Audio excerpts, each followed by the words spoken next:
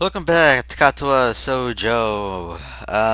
Last time, we had SEX with Hanako, and it was really awkward and kinda, I don't know, it kinda felt wrong, but, you didn't really see much of it. You just really heard my reactions to it because I had to censor it. Because if I let it go without even touching it, YouTube would have killed me. They would have sent assassins to my house, breaking down my doors like, "You put nudity on YouTube! We're taking you down!" And then they would have like attacked me, and then I don't know. I'm having relapse from what happened yesterday. I'm sorry. Uh, anyway, so now we're going to yeah, we're gonna continue. Uh, sorry, it's the relapse is hitting me like all at once right now. So yeah, we're gonna continue after the SEX that happened, and that's about it. So yeah, let's go. Um, my eyes are they slowly open. The light from outside make me blink a bit to get them adjusted. My body feels like a lid, and my head feels just as heavy. Going to an unfamiliar surrounding is an uncomfortable feeling. Reminds me of the first time I woke up with the dimpled white tile ceiling of the hospital. It's only this feeling I feel like staring up at it, or there's where I am. This is Hanako's dormitory room. There's my heart stopped again. As the events of last night rushed through my head. Blood rushed to my cheeks and I shut my eyes once more. It was a little to get myself worked up this early though, so I try to put such things out of my mind for now. Roll my head to the side to see if Hanako's where she was when I drifted off to sleep. All that's there now is the empty space on the bed in the room beyond. I struggle to sit up, and rub my eyes, for pinching the bridge of my nose and looking around the room. The only person here is me. The mirror fitted my clothes, their legs on the floor for them. I noticed they're neatly folded up in the corner of the room. Try as I might, I can't see Hanako anywhere. The foil packet from the condom has been removed too, presumably put into the bin. The great yawn, I get myself out of bed, quickly look for some underwear. I can wrestle with the prospect of putting my buckets back on after yesterday's effort to do a job on them, but I don't have much choice. Taking advantage of the fact that I have a little time with anyone around, I get myself dressed for the training day and school day in short order. And then, I'm alone. Nothing more to busy myself with. My mind's focused on the fact that I'm staying in the friend's bedroom after we put the night together. But there's not a single sign of her around. I get previously more help with my brain working out this riddle. The loud growl reminds me that she may as well be just getting breakfast. I would like to wake up next to her, but maybe it's a good thing everyone's alone. Noah's room, as always, is quite big in appearance. There are few precious decorations, and practically no personal artifacts aren't hidden away in cupboards or drawers. Seriously for 3 years, but the rooms are barely occupied for a single day. I shouldn't overthink this. She may just like living this way, as some do. Having the ability to put such low stock in physical possessions does have its advantages. But even so, it feels a little disconcerting given her past. She had views of having put her life on hold at the orphanage. Certainly those as she does, but after what happened last night, it's pretty hard to imagine she still thinks that way. Inside her door, I'm sorry. Apparently I'm still a little bit rattled up after what happened. I didn't know Asawa was gonna, well, it's kinda natural to dwell on it, but I was gonna say it like this much. Oh, the thing happened yesterday, all the SEX that happened, Come on, Asawa.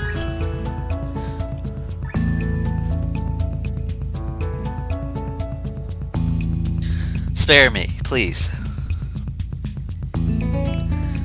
The sound of the door handle cracks through my thoughts, and I turn to face it. Sure enough, Hanako comes to and does the door behind her. She has what seem to be 2 microwave instant meals in her hands, so this is a little difficult. Good morning, Hanako. Morning. gives it a bow, making your way to the desk, setting down both plates. I can now see them to be small satay dishes with their contents steaming, a fork stuck inside the rice of each. Give thanks for bringing them in, we each take one and get down to eating. It's on our desk chair while I sit on the side of the bed. I don't like talking about eating, so the lens is annoying in and of itself. In fact, the only is because we quite don't know what to say to each other that's off-putting. Hanako glances from my ever saw me as she eats. I don't notice her doing so because I'm just doing the same thing. Being together as we were a couple. We even had SEX last night. And first for both of us. Something feels wrong, though. That was the whole thing about what happened last night. It just felt really wrong, in my opinion. I know you couldn't see it, because I'd censor it, as I said before, but it just... I don't know.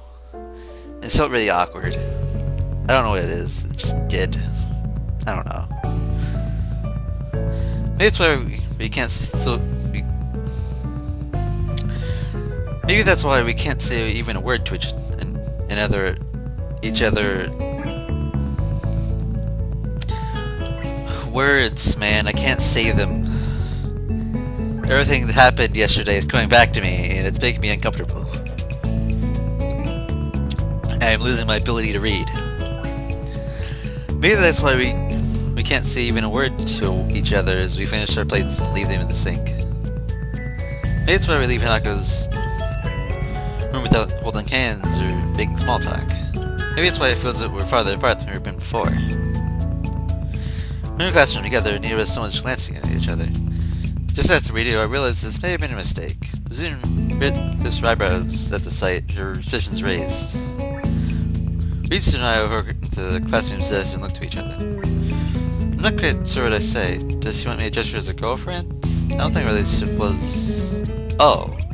That's why this feels so strange. See you. Okay. Okay, hold the hand as we part and take our seats to respective desks.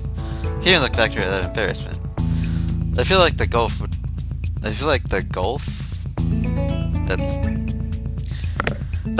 between Haku and I is because of me.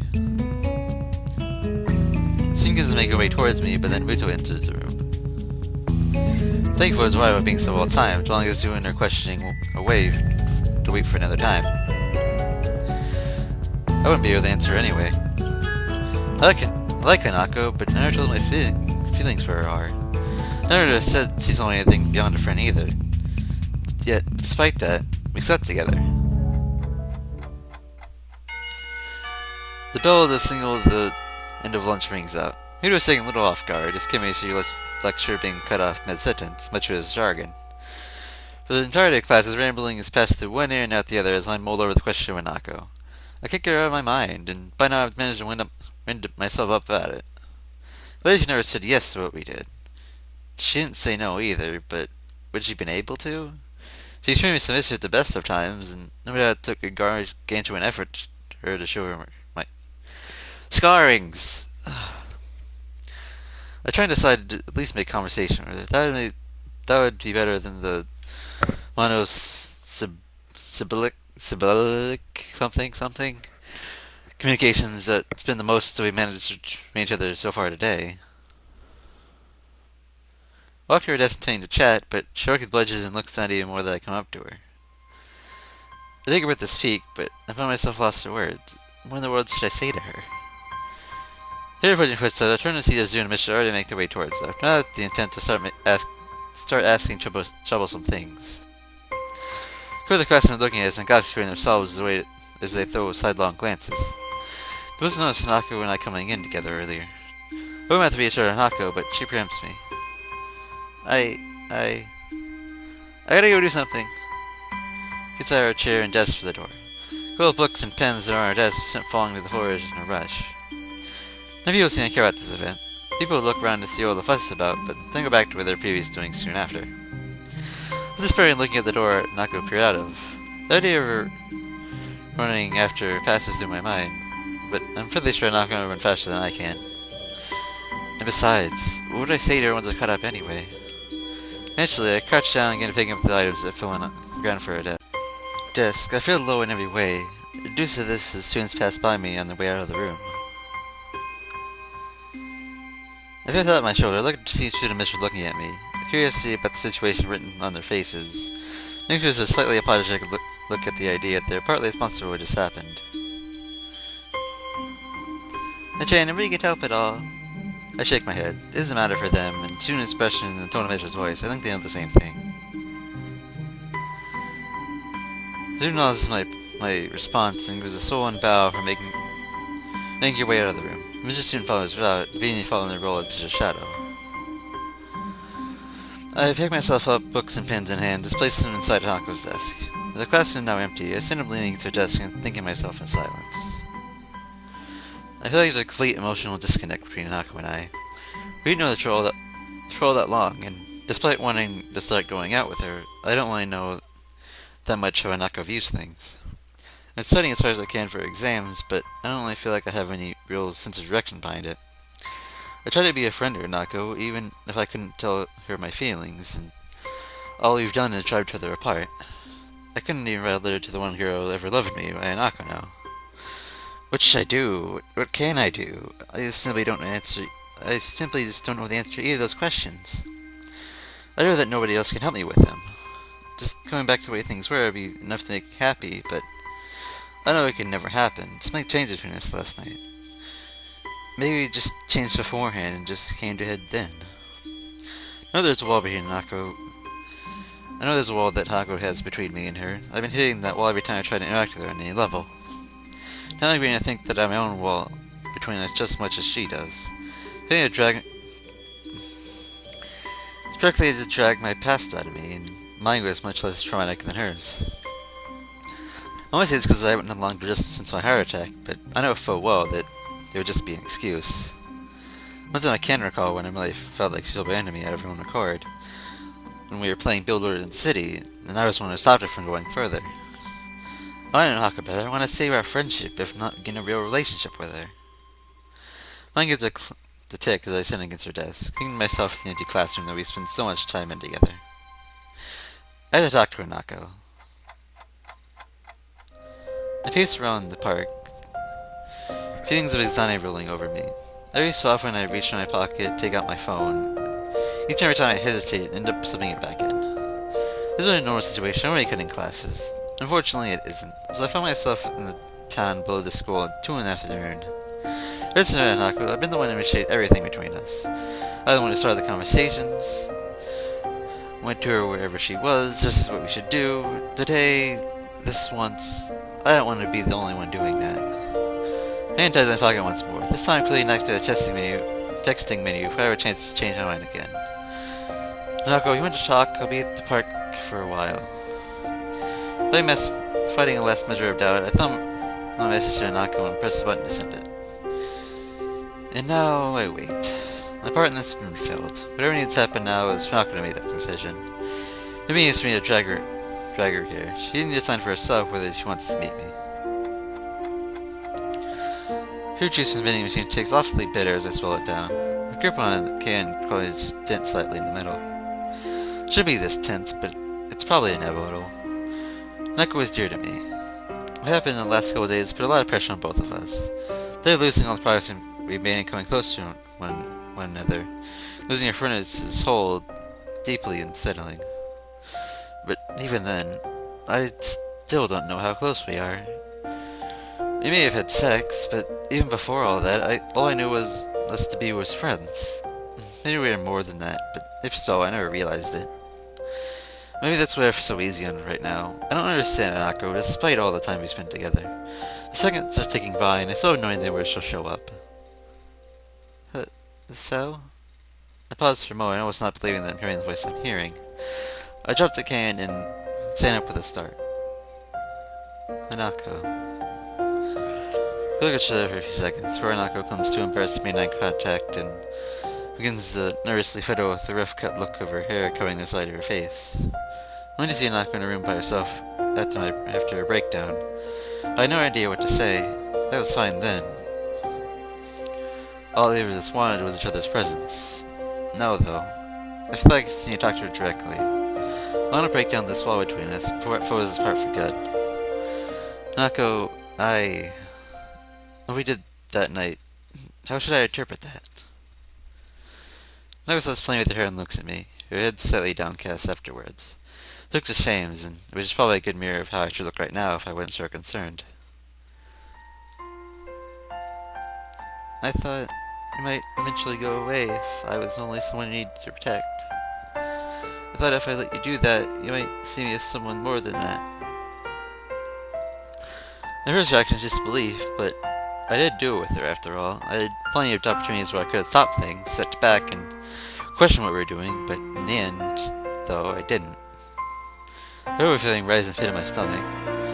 She offered herself to me because of what she thought I wanted, and now it feels like I take advantage of her. She may have been willing, but only under false pretenses. I'm really good at hiding my emotions physically sewing, and that was no different. Hanako looks down once more, a strange mixture of depression, regret, and sickness written to her face. Thick silence hangs in the air, save for the breeze flowing around the trees around us. I knew you couldn't look at me that way. Hanako's words are said in little more than a whisper, seemingly directed as much as herself to me. In what way? What do you mean? All I ever was to you was a useless person. Someone to protect, someone like a child. I wanted to be more than you than that, but after so long, I got used to it. Nobody doesn't like any of her uses for her. She sounds disgusted. Not at me, but at herself. After I came out of my room, I saw you had started drifting away. I felt like I was going to lose you because you wanted someone you could have that kind of relationship with. You were more quiet in school than before, and you were getting on so well with Yuko. I thought that I might lose you. She thought I was bored of her and because I wanted a romantic relationship. But we're friends, right? I wouldn't abandon you like that, even what you're saying was true. Friendship was something I thought I'd given up on. I stopped believing in others after what happened after the accident. Before the accident happened, I got on well with people and other children. I didn't have many friends, but I didn't mind because I treasured the ones that I had. Afterwards, though, I was called names by the others and teased a lot. It hurt very deeply. Peter tried to help, but they couldn't do much, and even many of them recoiled just at the sight of me. Among those calling names and teasing me were the ones that I thought were my closest friends. From then on, I believe it didn't matter if nobody else acknowledged me. My existence over there would make people troubled after all. It was easier if I just didn't exist. After meeting Lily and then you, I tried, but I couldn't make myself think that way again. A lot of times, she didn't trust me. She thought, just like everyone else in her life, she had that she was worthless, someone to throw away once I got bored of being with her. That hurts. That's the one kind of person I never ever wanted to be seen as, because I know better than most how horrible it feels to be thrown up by those that thought like me. Tracking from the memories she's bringing up, I feel useless, completely unable to console her. In a strange way, though. I'm almost thankful that she's allowing me to know this. Low is going away, even if it hurts so badly to bring it down. Long if you just told me. Was I wrong? Of course he wasn't. Hanako wasn't wrong. It's difficult to force myself to admit this, but I know trying to deny it is pointless. To me and to Lily, she was someone we tried to protect. She'd become what I'd come to my friends after my heart attack. A broken person. I'd liked her, possibly even loved her, but I never acted on that precisely because I thought she was so fragile. I mean, I don't look at you that way now. I got worried about you after what happened to you in class, and I thought I should try to protect you. I looked myself in your room, though I got afraid. I thought you were rejecting me, and it forced me to think about a lot of different things. I wasn't rejecting you. First, I was almost scared toned to her voice, taking me off guard. She really becomes embarrassed by outbursts for clenching her fists and working through what she wants to say in her mind. I would never do that. Not to you. Even though I was scared, even though I tried to push you away, you still tried to get closer to me.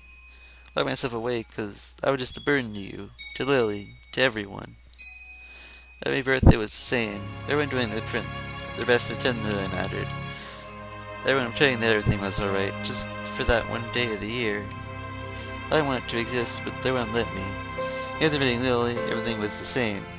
I was as useless as I always been, unable to do anything for myself. I didn't want to be the same way to you. No, they're completely wrong. From what she said, everything we did for her, it would have only made her feel worse. From what little I thought I had read about her was complete misjudgment. I do locked herself in a room and decided to start to work my past as well, and sort out my future. I didn't know how to deal with the things I've lost by coming to Yamaku, so I was trying to sort this out myself. I thought I'd help us become better friends if I did that. So I'm saying zero again. I'm trying to keep looking at it, but I can't. I feel really low, and though I want to apologize, I don't know how I possibly could. I hear her take a deep breath, and only look back to her after hearing her drop to the ground. Somehow her crying breaks my heart. I know I'm responsible for this. I know that I can't do anything to help her.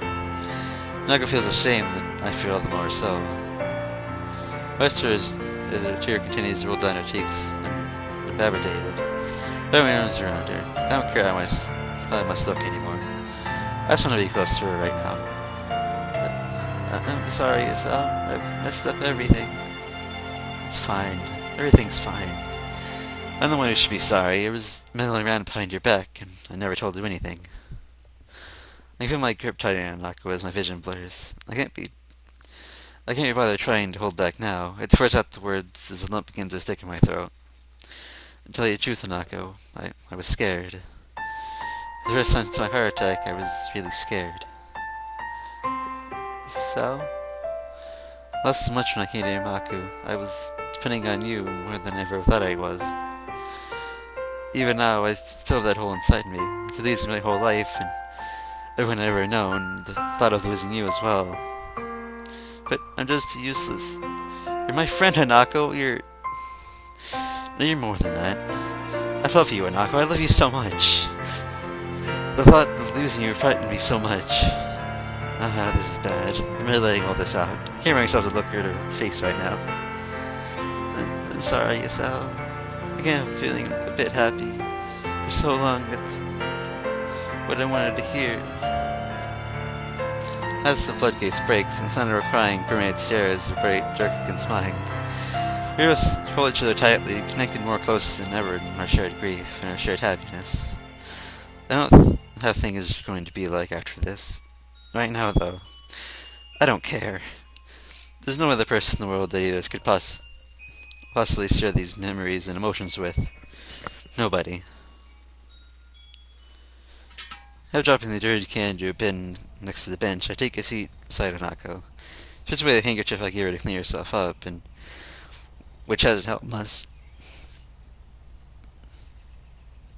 Then again, I doubt I look much more presentable.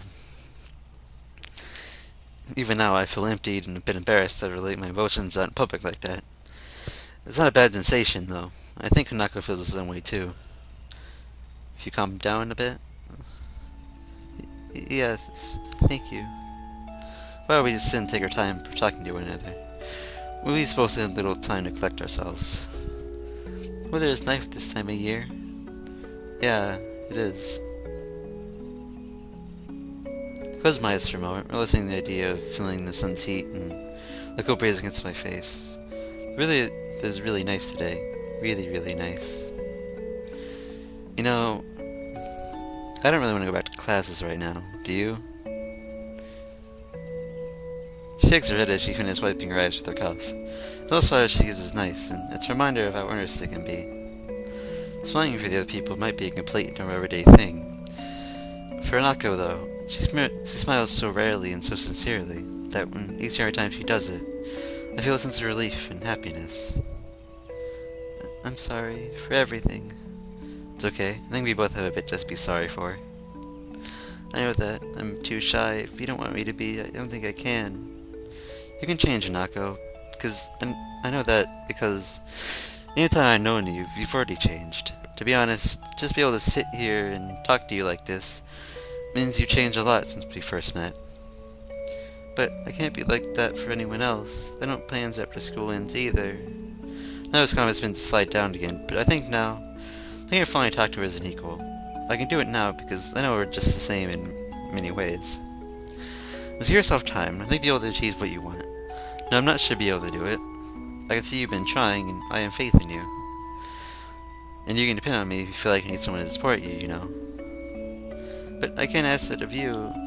You can, because that's exactly what I'm asking of you. I'm going to the same thing, you know. It's called love. Uncle smiles, so I get off the bench and dust myself off. She does the same in a short measure. I'm kinda hungry. You wanna grab something to eat? She nods vigorously. The way she's smiling, the way she's acting, even just the general air she gives off. I feel it's the first time I've genuinely seen her happy. We're both on our way down the street, walking beside each other. So? Yeah. I think I don't really understand you. I don't think I really understand you either. But I believe that's fine, though. Not a single hint of despair in our voices. Not understanding each other is only natural. We'll always set out between ourselves, which can only possibly be broken down in a single day. But that's fine.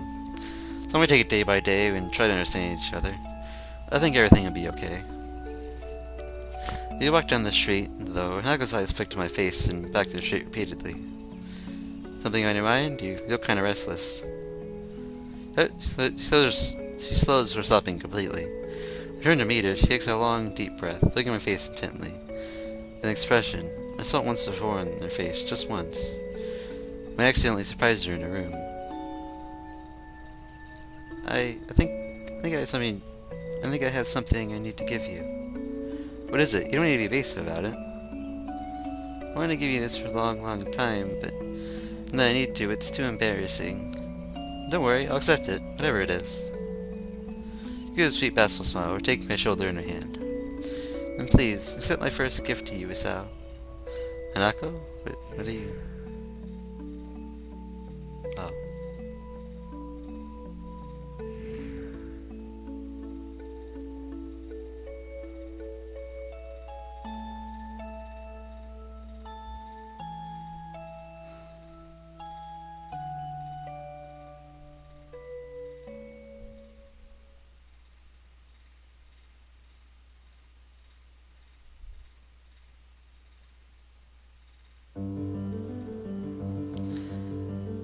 Well,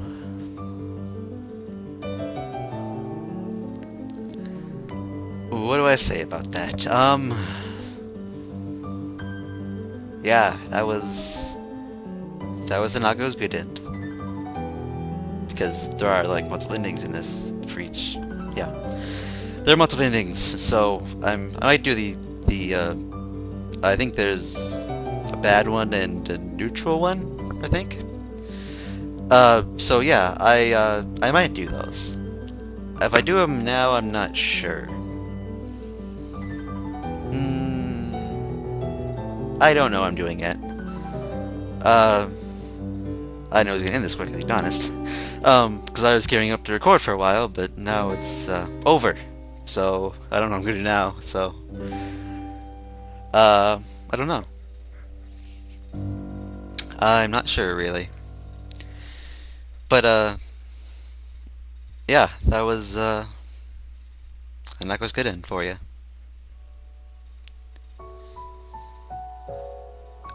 Anyway, I don't know what I'm gonna do right now, because, I don't know where we're going back to, I don't know what we're gonna do next, because we just finished Hanako's path, I guess.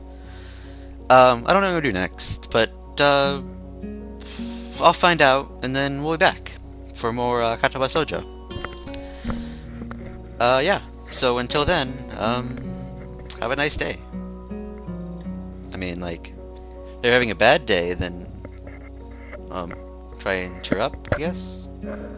I don't know. I don't know, man. What am I supposed to say? I don't know things, but whatever. Anyway, until next time.